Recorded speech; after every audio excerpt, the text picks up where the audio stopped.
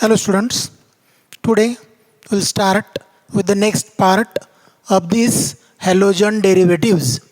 In this lecture, we are going to study nucleophilic substitution reactions.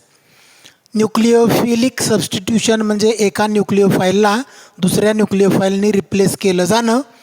एक nucleophile जातो, त्याच्या जागेवर दुसरा न्यूक्लिओफाईल येतो, which is nothing but nucleophilic substitution reaction. It is abbreviated as SN. S for substitution, N for nucleophilic.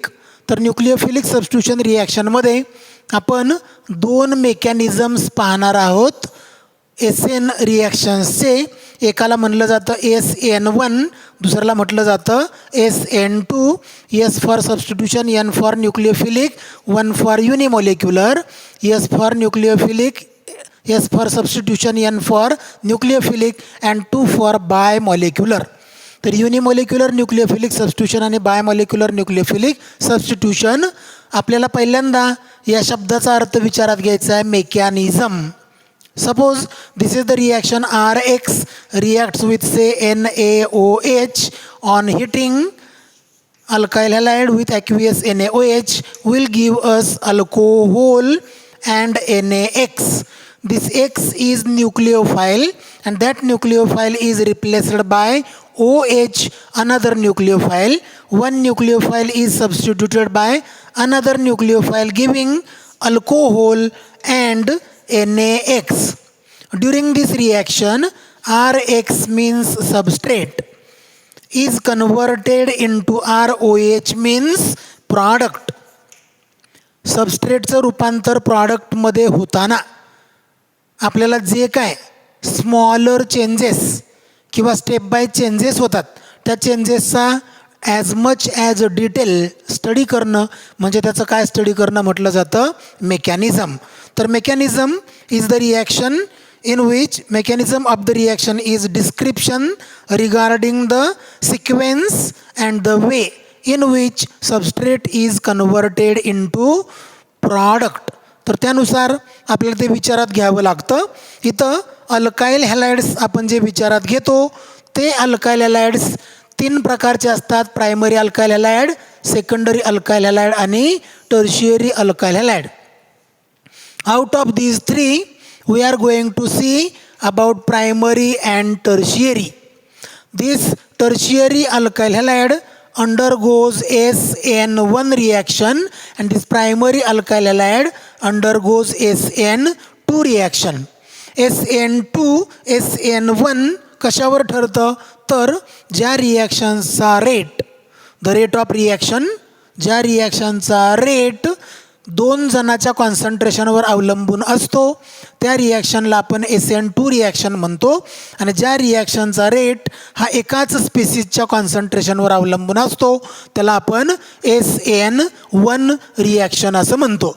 तर SN1 आणि SN2 या 2 ज्या रिॲक्शन्स आहेत त्या आपण एक एक करून पाहणार आहोत.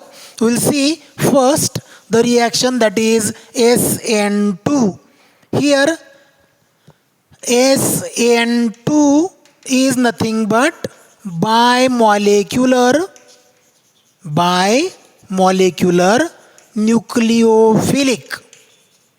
nucleophilic substitution reaction. बघा, परीक्षेमध्ये 3 मार्काला प्रश्न विचारतात, write note on SN2 reaction mechanism. तर आपण SN2 रिॲक्शन मेकॅनिझम म्हणजे बायमॉलिक्युलर न्यूक्लिओफिलिक सबस्टिट्यूशन रिॲक्शन, तिचं मेकॅनिझम पाहणार आहोत. In this bimolecular nucleophilic substitution reaction we have taken an example of alkaline hydrolysis म्हणजे अल्कली वापरून hydrolysis of primary alkyl halide. That primary alkyl halide is methyl bromide. This methyl bromide is also called as bromomethane according to IUPAC system. म्हणून alkaline hydrolysis of primary alkyl halide is taken as example of bimolecular nucleophilic substitution, that is the SN2 reaction. This SN2 reaction we are going to see in details. In this SN2 reaction, rate of reaction is dependent upon concentration of two species. Here I will write the reaction. Reaction is like this. See, methyl bromide on reaction with NaOH aqueous gives us methyl alcohol and NaBr.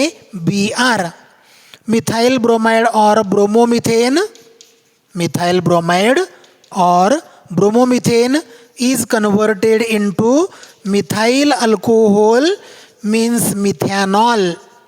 Methyl अल्कोहोललाच आपण काय म्हणतो, methanol असं म्हणतो. तर आपण या रिॲक्शनमध्ये methyl ब्रोमाइडचं methyl अल्कोहोलमध्ये रूपांतर करतो. NaOH न लिहिता आपण OH मायनस असा न्यूक्लिओफाईल नुसता जर लिहिला तर NaBrच्या ऐवजी इथं काय येऊ शकतं, Br minus. Instead of NaOH you can write OH minus. Hence instead of NaBr you will get Br minus only. तर या पद्धतीनं तुम्हाला ती रिॲक्शन लिहिता येते. आणि या रिॲक्शनचा रेट जर आपण स्टडी केला तर rate of such reaction is dependent upon concentration of both these species.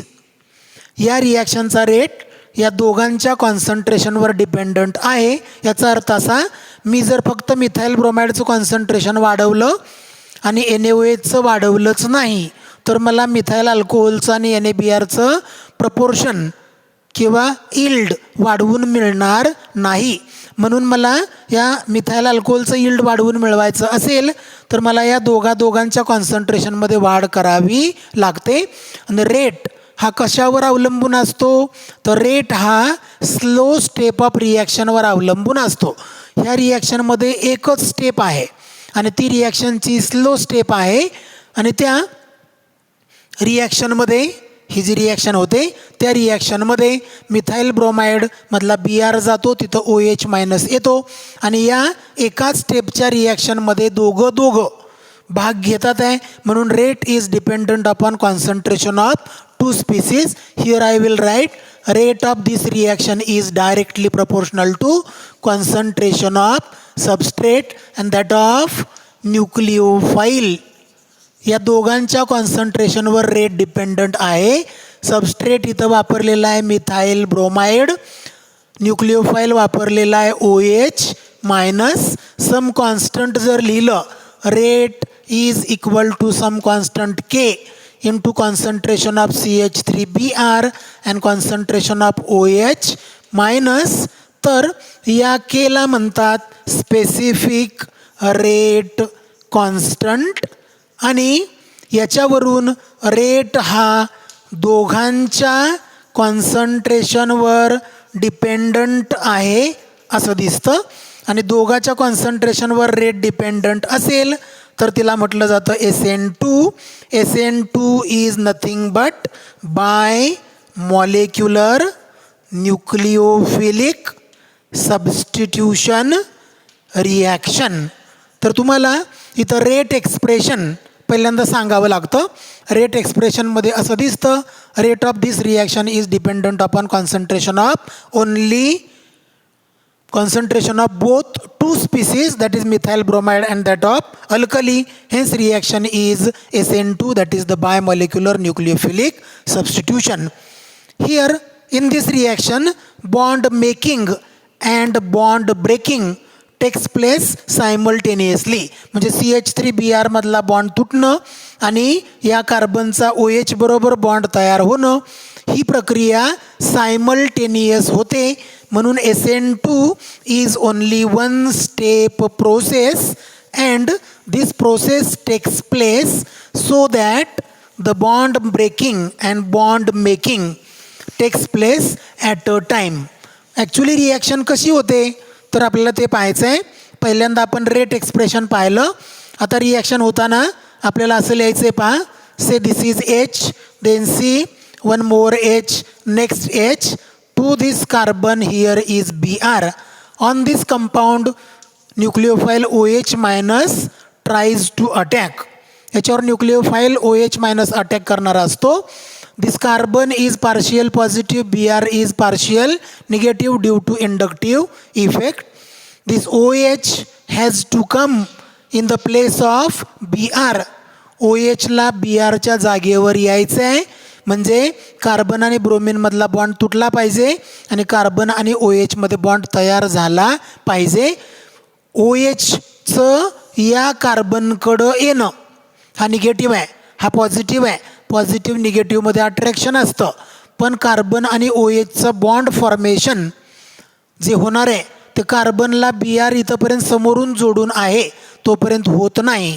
म्हणजेच attack of OH minus two this carbon atom of methyl bromide is prevented from front side. Hence this OH minus attacks the carbon atom of methyl bromide from back side. हा जो back side attack होतो तो अशा पद्धतीने होऊ शकतो. आणि OH जेव्हा कार्बनवर अटॅक करतो तेव्हा OH आणि कार्बनमध्ये बॉन्ड तयार व्हायला सुरुवात होते. कार्बन आणि Br मधला बॉन्ड तुटायला सुरुवात होते. या Brने तिन्ही H, Br ज्या बाजूला त्याच्या अपोजिट बाजूला ढकललेले आहेत, पण आता तिकडून स्ट्रॉंग न्यूक्लिओफाईल OH जेव्हा येतो तेव्हा OH या Hला अपोजिट बाजूला घालवण्याचा प्रयत्न करतो. Suppose here is one H, here will be the another H and here will be the next H. This is partial positive, this is partial negative, this is also partial negative. आणि हे तुम्हाला असं एक structure मिळतं जे unstable structure असतं, त्याला म्हटलं जातं TS. Transition state is obtained when OH minus attacks to the carbon of methyl bromide. This transition state is unstable. It cannot be isolated. ती अनस्टेबल असते, आयसोलेट करता येत नाही. त्याच्यामध्ये सेंट्रल कार्बन जो आहे it is attach to 5 atoms or groups. That is central carbon is pentavalent. Such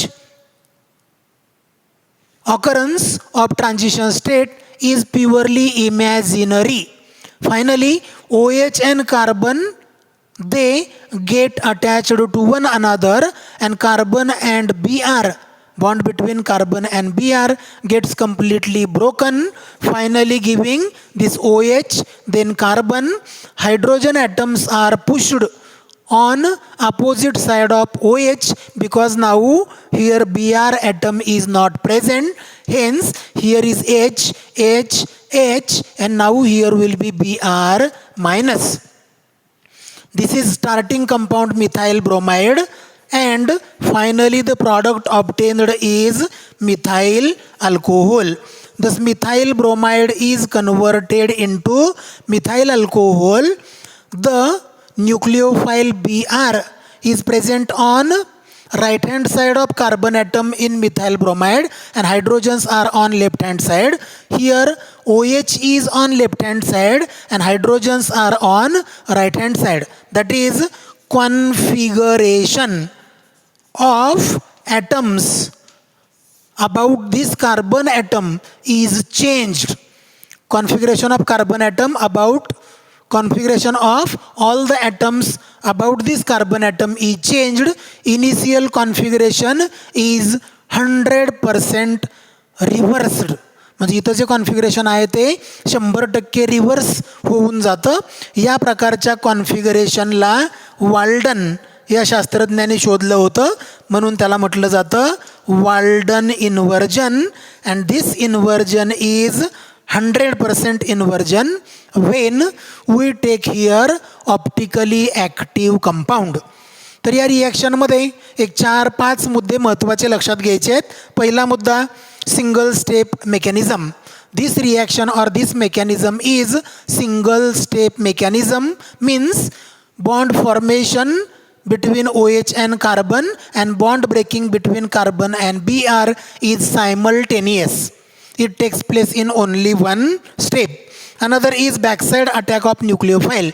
This nucleophile cannot attack from front side because on front side here is Br, hence OH attacks this carbon from the backside, and the backside attack of OH minus creates a transition state, which is the intermediate state between reactants and products. It cannot be isolated, it is unstable and immediately gets converted into stable product, giving methyl alcohol and Br minus with inversion of configuration.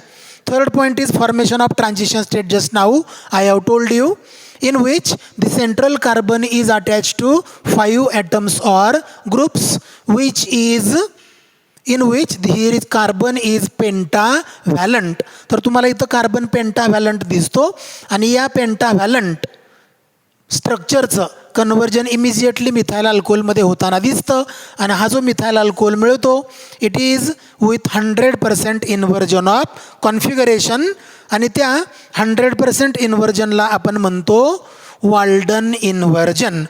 तर आत्ता आपण जी reaction विचारात घेतली ती reaction होती SN2 mechanism.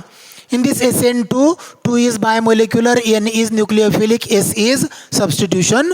For this, we have taken example alkaline hydrolysis of methyl bromide. This methyl bromide on reaction with alkali gives us methyl alcohol and Br minus. One nucleophile Br is replaced by another nucleophile OH minus, giving methyl alcohol with 100% inversion of configuration. This reaction is studied in 5 different points or with related to 5 different points. First is kinetics of the reaction. When we see the kinetics of the reaction, we study actually the rate of reaction. In this reaction of hydrolysis of methyl bromide by aqueous alkali, what happens? The hydrolysis of methyl bromide takes place so that the reaction gets completed in single step, and when reaction completes in single step, whatever reactants are there, on those reactants rate is dependent. Hence here rate is dependent upon concentration of 2 species. Hence we call this reaction as SN2. This SN2 reaction, just now I have told you, this SN2 reaction gets completed in single continuous step. एकाच continuous स्टेपमध्ये ती पूर्ण होते आणि ती होताना आपण backside attack न्यूक्लिओफाईलचा होतो असं म्हटलो, कारण फ्रंटने अटॅक शक्य नाही, फ्रंटला Br आहे म्हणून तो OH बॅकसाईडने येतो. ट्रान्झिशन स्टेट तयार होते आणि ट्रान्झिशन स्टेट अनस्टेबल असल्यामुळं आयसोलेट करता येत नसल्यामुळं immediate gets converted into a stable product methyl alcohol. Here OH, carbon and Br, they lie in one plane, and these 3 hydrogens and carbon lie in another plane. All of them show these 2 planes are perpendicular to each other. Angle between hydrogen, carbon and hydrogen is 120 degree. Here 120, 120 and 120. Finally, we'll see further 2 points, that is formation of transition state, then lastly Walden inversion. सुरुवातीला जसं कार्बनच्या उजव्या बाजूला Br होता आणि डाव्या बाजूला H होते, तसं फायनल प्रोडक्टमध्ये डाव्या बाजूला OH येतो आणि उजव्या बाजूला H जातात. म्हणजे मूळच्या कंपाऊंडच्या बरोबर अपोजिट कॉन्फिगरेशन प्रॉडक्टमध्ये दिसतं, म्हणून त्या कॉन्फिगरेशनला म्हणतात inversion of configuration, which was given by Walden. Hence it is called as Walden inversion. तर या रिॲक्शनमध्ये आपण SN2 मेकॅनिझम स्टडी करण्यासाठी alkaline hydrolysis of methyl bromide घेतलेलं आहे. SN1 स्टडी करताना आपण alkaline hydrolysis of tertiary butyl bromide घेणार आहोत. तो पार्ट आपण नेक्स्ट लेक्चरमध्ये पाहणार आहोत. Today will stop here.